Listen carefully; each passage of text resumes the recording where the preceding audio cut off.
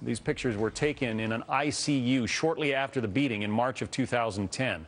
Now, in a recorded jailhouse call with his mother a little later that year, Tracy asked about Josie's condition. Have you heard anything more about Josie?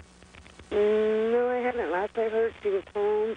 She was going into rehabilitation. Well, I'm still praying. That's good. She suffered irreversible brain damage, we're told.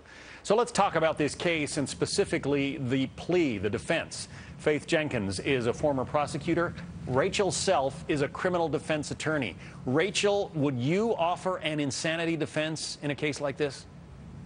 Yes, I would. Post-traumatic stress disorder is a very viable defense in this case. It's a very serious thing that brings grown soldiers to their knees, let alone a 15-year-old boy who just saw his brother, who he was very close with, who basically raised him, saw his brother hanging in a church parking lot, his dead body. And he never treated for this, and now they're saying that he was suffering from post-traumatic stress disorder, and I think it's a very viable defense. Faith, but there are indications that he planned this thing out. He was apparently upset with this girl because she wouldn't give him a phone number that he wanted. And so, you know, they text back and forth. Pretty soon she writes something to him like, "Go join your brother." Well, he got mad, put on a ninja outfit, bicycled to the bus stop where he wore those steel-toed boots and stomped this poor Josie Ratley almost to the point of killing her. There seems to be a whole lot of premeditation here.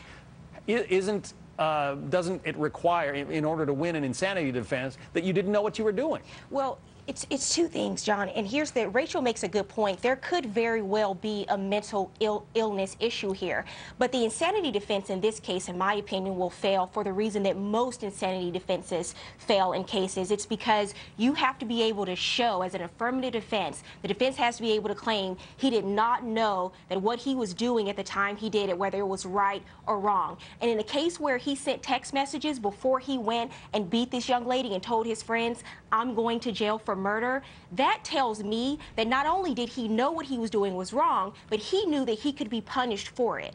Well, let's take a listen to another one of the jail recorded telephone calls, and I want to get your thoughts on the other side of it. I know I wasn't myself when I did what I did. Right. And I know I'd give anything to take that day back just because I can't believe I hurt somebody like that. Right. But that doesn't make me feel any better. That doesn't make what I did any less worse. And the sad part is, that's not really going to help me out. No, but you know what? If you ask God to forgive you, Wayne, He'll forgive you.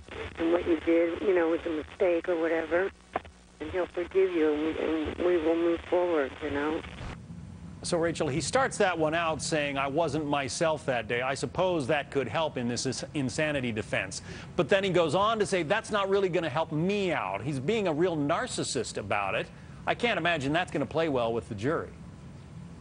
No, I don't think any of these facts are going to play well with the jury, but a juror, all it's going to take is one juror who looks at him and sees that this boy was 15 years old at the time of this. I'm very surprised he's being tried as an adult, and if anything, if he does wind up being convicted here, this defense could be a mitigating factor in sentencing, and I'd be very surprised if he actually serves the full 50 years that he could be sentenced to. Yeah, nobody is saying that he necessarily deserves 50 years, but a lot of his statements, Faith, were pretty incriminating in those phone calls, and the fact that he, you know, is not necessarily showing a lot of sympathy for the victim. I mean, teenagers get into all kinds of texting wars, but they don't, Right. you know, result in a 15-year-old kid stomping the head of a young girl. Exactly, and a lot of people, after they commit crimes, are remorseful. That doesn't mean that you should not be punished and that you aren't held accountable. There is no insult. I understand that, you know, this young lady, the text message that she sent about his brother was very insulting. It was below the belt. It wasn't appropriate, but there is no insult that justifies the amount of violence that he inflicted upon her. Faith Jenkins and Rachel Self, thanks for being with us, and we'll be right back. Thank you. Thank you.